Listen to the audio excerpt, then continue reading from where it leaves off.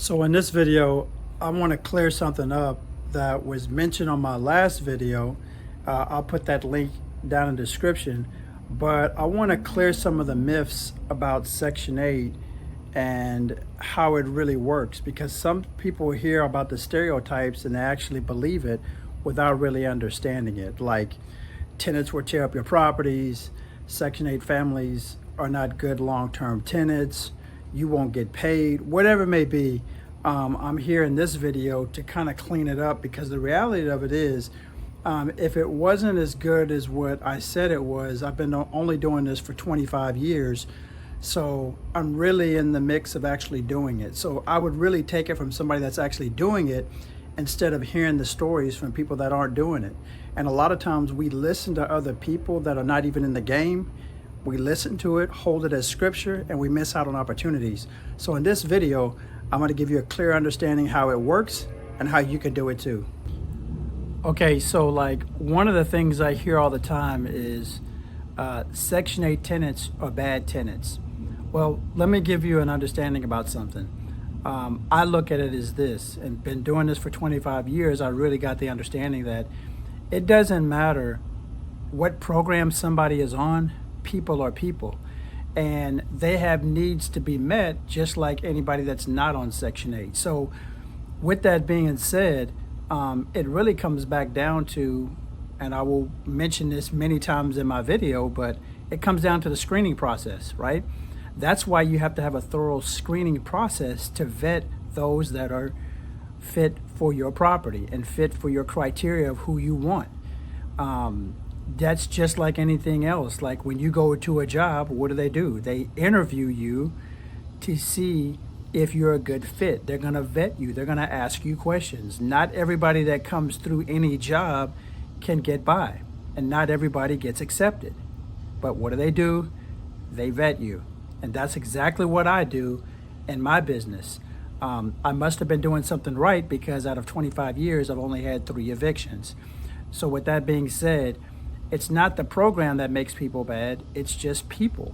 People are people, and my process is, again, I screen my tenants thoroughly. So about good and bad, I mean, you have good cops, you got bad cops, you got bad firemen, you got good firemen, good judges, bad judges. So again, I stand to say that it really just, people are people, and there's no way around that, okay? So don't be defined on the program or their ethnic background or their religious belief. People are people, and that's exactly how I look at it. So I have a bigger lens than most, and that's why I become successful with real estate. It doesn't mean I just let anybody pass by. It's just that, again, I vet my tenants. Okay, here's the other one I hear. Well, tenants will tear up your properties. Well, yes and no. And here's what I mean by that. Again, it's defined by people are people. It's not Section 8 tenants are bad people and they are guaranteed to tear up your property. Here's what most people don't understand, and I'm going to give you a greater insight.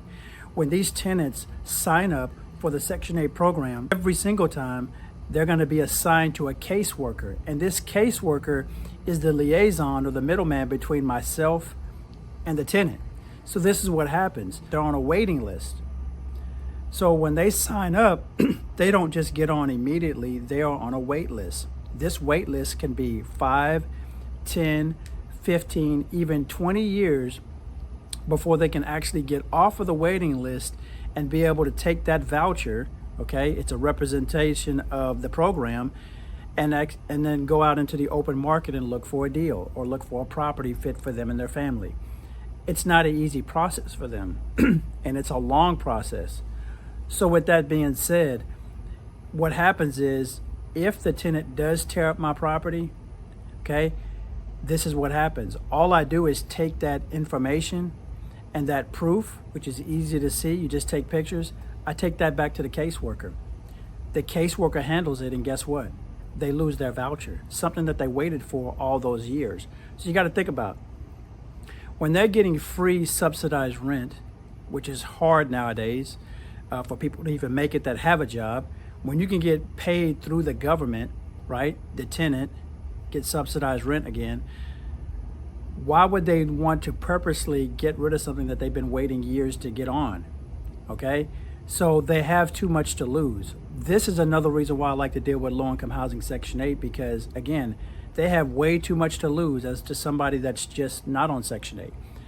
Something that I've experienced over the years, and this is why I like Section 8. But they're not going to tear up my properties for the most part, because they have too much to lose and they can lose that voucher. I would rather have anybody off of Section 8 every single day than somebody not on Section 8. Well, I got it. Somebody mentioned, hey, look, Section 8 tenants are not good long-term tenants. No, from my experience, yes, they are. And same with other real estate investors that do Section 8 like myself. Here's why.